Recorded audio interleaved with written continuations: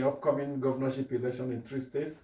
On November 11, Dino Melaye clinching PDP ticket, Timi Praise Silva clinching the ticket in Bayelsa State, and for the APC and Hope Uzodinma, of course, the incumbent also retaining the ticket. My colleagues are here with me. Shola Jasmine is joined by TVTF and Abulo Semoagu. Gentlemen, welcome to the program. Amechi, good morning. Good morning, my colleagues, and good morning, dear listener. Welcome to a brand new week. Our hearts go to the family of those who lost loved ones in Kaduna. We are calling on the security agencies to do the needful. Elections are over, and we are seeing the attacks coming up all over again. In the last 1 month, Amechi, Nigerians have lost over 140 lives. If you have a poultry farm and you lose 100 chickens, that's in Benue State alone. In Benue State and alone, yes. If you have a poultry farm and you lose 100 birds, you know what that is. These are human lives we're talking about. And you know, in Benue, they are predominantly farmers, and you're losing 100 and something farmers. And you know your food production drops. And the security agencies will wake up and rise up and ensure that this comes to an end before May 29. Nigerians, I think the incoming administration will buckle up itself and know that if this continues, their job is cut out for them. Amechi, the political saying drama in Adamawa State. It baffles some of us that a resident electoral commissioner, who is a trained lawyer, Barrister Hudu Yunusa. Let's get Shola's reaction on the killings before we go to the issue of the Adamawa election. Amechi, I know the program is a political platform, but rightly you have started this program on a very sad note, issues of development and the reduction in the sanctity of human life in this country. I don't want to go into all the issues around, some drawing the nexus between elections being concluded and killings resuming. Some are also drawing the nexus because we're out there, we read all sorts of comments, but we sieve. And not a few have told us via their write-ups that, look, we need to draw the connection between the coming census and the attacks on the indigenous communities in certain parts of this country. Is there a connection? There is a connection according to those who have looked at the whole thing. What are they saying? They are saying that the plan is that according to the guidelines for this coming census, that there are some parameters that have been drawn up that the enumerators will use. That if the enumerators get to a particular place and houses there are demolished, burnt up, not habited, those houses should not be counted. Remember, this is the population and housing centers. And that the places where... So the houses should not be counted, or the people counted? The people are displaced. The people have scattered all over. But they have also said, based on a response to what Benue State Governor Samuel Otom said, they said they will also count people in IDPs. Who are the enumerators? The national population. Yes, even if they count the people in the IDPs, the demographics of the places where people have been displaced from will not reflect.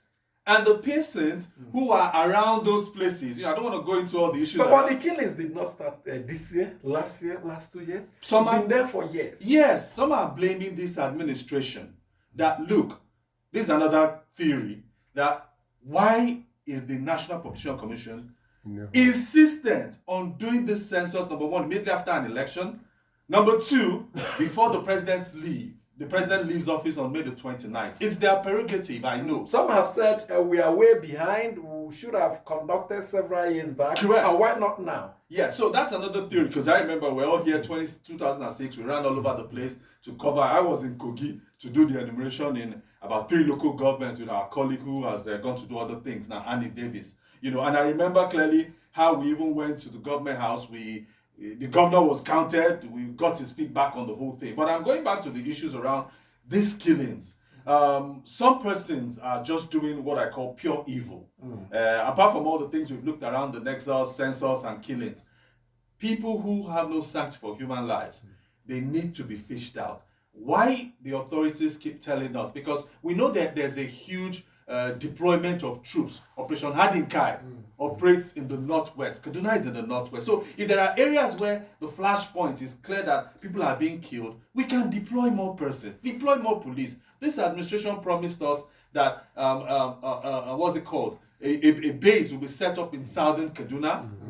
a military base. I'm not talking about where they do their trainings, because I'm aware artillery has one place there, they go do training. I've been there, what's the name of that? Kachia and all of that. I've been to those places. So the authorities need to help us and help Nigerians so that the sanctity of human life will be preserved. Okay. If everything has come to like, he used chickens, and I know why he did so. I'm talking about Abulu. Human life is getting to that value in this country. If you're a poultry farmer, like you said, and you lose one of your chickens, it will be a sad day for you, not to talk of humans, and we are talking in hundreds, in days and all that. Tebe. Amechi, good morning to you, good morning, listener. We'll continue to talk about it, raise the consciousness and the issues as they are. But for most of us, we're looking forward to May 29. What had not been done in over 7 years. I'm not sure anything can be done in a few days. We pray and hope that something can be done, but when you are facing reality, you just have to face the truth. We hope that the incoming administration will do something different, radically different from what we have now. Not just different, radically different. Radically means a U-turn. Completely. Not thought of before. You know, and like I keep saying,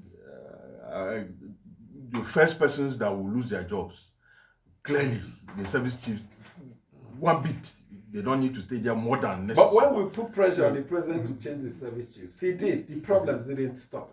Amechi. So if the new administration changes the service chiefs, would it also help? That would be a starting point.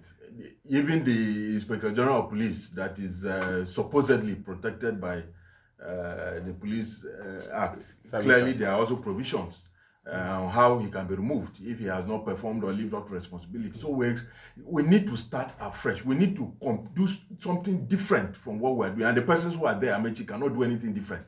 That's the truth.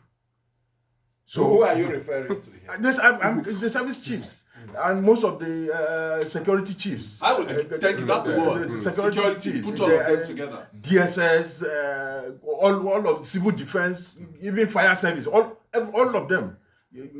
Sometimes they say that our military is overstressed, but when you go to some parts of southern Nigeria, from within a space of 3 kilometers, you see 3 or 4 different checkpoints, military checkpoints. You ask yourself, if we take some here and take to those trouble areas, can we prevent those killings from happening?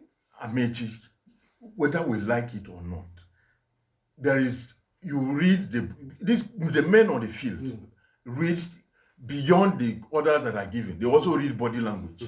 We've also heard several stories on all of these things. So we know how and why we are where we are. We know how and why we are where we are. We only hope that when the time comes, something different, like I said, radically different. We don't know what you know. Hold it. Don't share with us. It may put us in we have called for collaboration. But, Abulu, let's go to Adamawa State. When we reshare emails from our listeners, there are underlying similarities. The resident electoral commissioner, who we heard was asked by INEC to step aside and not to be part of, we don't know whether it's authenticated. There's no information. There's no information like that. Now, every state has a resident electoral commissioner appointed by the president. And some have said that's where the problem starts, that they are appointed from outside INEC. Sometimes they appear to be outside the control of the chairman sometimes, but we know the chairman has the powers to change, like he did in Sokoto. There are many places, even before they were appointed, we insisted there were various heavy allegations that many of them were partisan, clearly partisan. The National Assembly said, your outcry is weak, no evidence. And there are reports linking resident electoral commissioners with a lot of atrocities, election malfeasance and all that. Now, what happened in Adamawa State? The resident electoral commissioner came to announce the winner while the process of collation is still on. By law, he does not have a right to do so. It's a returning officer that he should do so. And what our listeners are highlighting on the mails is that he was accompanied to the venue where he made announcement by heads of security agencies in the state. And they are saying their presence tells you those who are behind that action. Amechi, when they started announcing the results of the local government, areas in Adamawa State. The resident electoral commissioner wasn't there. He came in way back long ago after they have asked the journalists and others to step aside to wait, let them wait for more results to come. And the information we have, and you can see clips all over, the resident electoral commissioner just walked in unannounced and just started briefing. And he even mentioned Aishatu Dahiru Binani standing that she's the winner, and he was just mentioning it carelessly and going out, and he was dragged. Amechi, this is a shame, this is a sham, and we have been saying that INEC improved on card reader in 2019. That's why they brought in Beavers, and Beavers came in 2023, had some issues, and we thought that after the general elections, INEC had corrected these issues. We didn't have issues of Beavers or malfunction and others, and this shame upon our electoral process after kiddos have been going to INEC for doing so well in the supplementary election, and this is a big shame on them again. I think this should go beyond just saying it here. INEC should investigate deeper and let us know how a barrister, a trained lawyer, will allow himself to be messed up. Are we so that corrupt? I said we are fantastic. It's not from me. The former US UK Prime Minister said Nigerians are fantastically corrupt. And your president, I accuse you. Yeah, because your the way agreed to that. Yes, he agreed to it. The way Amada will handle national issues, election is very key in Nigeria. But that Nigerian does not include. It does not include me anyway. But the way Amada will handle this then it issue, doesn't include you. No, I want us to You use no the- follow, I no follow. I want us to use the appropriate pronoun Yes. here, Amechi, which is that Mr. Yunusa Ari Yunus Ahari. has disgraced himself. I won't say he disgraced legal profession because I'm sure the NBA will soon issue a statement about his And conduct. distance themselves. This is someone who took an oath. They all stood before the president in batches. I don't know whether he's amongst those who took oaths in November when they were elected, appointed, and said he will adhere to the rules. Basic, not even LLB course of law program will tell you that once you're in a law program, you must just uphold the truth and you must stand by legal viewpoints. The law doesn't give Mr. Ari what he has, right to do what he has done. So we need to mention his name here. Yunusa, what do you call his first name? Yunusa Ari. He's a disgrace to himself.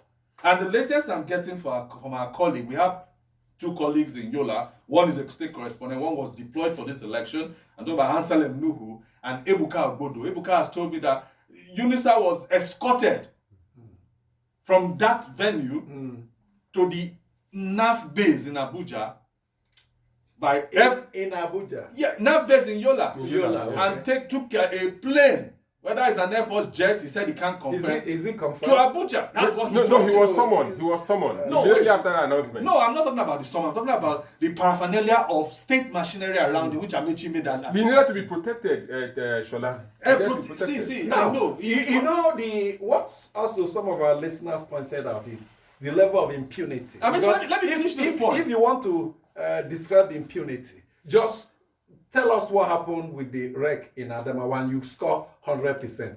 The impunity we have seen over time is you carry out the impunity and ask people to go to court. A lot of people have said the intention was after the declaration and after the purported winner who also declaration, the announcement. announcement. He didn't declare anything. Yes, and after the purported winner, based on that announcement, have made acceptance speech that they would have told you go to court, as we have seen in the past. Amechi, as I'm talking to you now, Ebuka has confirmed to me that a protest is brewing.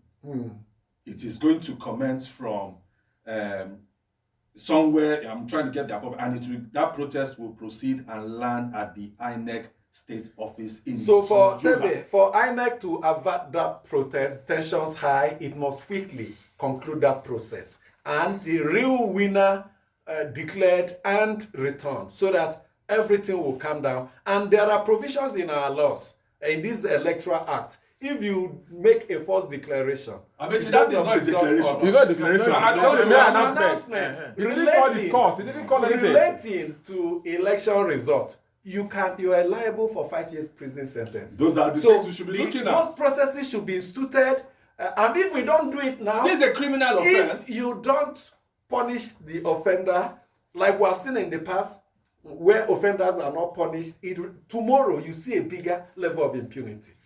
Amechi, this is about the lowest point for INEC and our electoral process going by the 2023 cycle of general elections. The good thing is not just the REC. They said everybody involved in that election has been summoned to Abuja. So we expect that the two national commissioners, the returning officer, and perhaps every other person that has issues or questions to answer will be in Abuja today. We need to give INEC the benefit of doubt. They need to look at have their situation room and get some things right, and then resume that process. And the truth of the matter also is that it must be whatever it is, it must be concluded on time. And if it must be concluded on time, and like I kept saying, INEC has up to April 29 to complete anything about any election in relation to the 2020 cycle of election must be completed, especially for governorship and all of that, by April 29, because the law says 1 month to the handover. So let's give INEC the benefit. I'm sure we'll have breaking news. Commendation for the speed, the speed with which they moved to counter that illegal announcement. Exactly, and there are several other issues involved in the Adamawa governorship election. A lot of us are looking at what the announcement the returning officer, the REC made, but there are several other issues that are involved in the matter. There are allegations which INEC will definitely need to investigate. The DSS, the police, everybody needs to do his or her own part, to get the truth and get what needs to be done to be done. It's so sad we are where we are. Whoever eventually is declared the winner, may not necessarily be what should be. Let me put it that way. Okay. But the law courts are there. I don't get it. I don't understand. Sorry, but there must be a winner. I don't want to. You say whoever is declared. No, I don't want to agree. I want to get that clear. What Teddy has said, whoever is declared. Yes, as we speak now, when there's this thing about all of us in broadcast journalism, INEC regulation says we know who is leading. Based on the scores that has been tabulated. But we don't know who the winner is. Yes, hold on. I want to make that point. The incumbent governor, what's his name? Ahmadu Fintiri, is leading. Yes. We saw the results. We even before the supplementary, we about 31,000 votes. Yes. Let me and he's even leading in the supplementary. 10 local governments that have been turned in. Thank you. So we asked INEC, please. I commend Mr. Fintiri. He has said, plece, everybody calm down. Very calm. We should be singing that Rema song in Adamawa now, so that everybody should calm down. Let me be clear on this. Yes. What I meant to say, what I'm saying is that whoever wins or whoever loses, this matter will not start and end with that declaration. The law courts will definitely, those that violate our laws must not just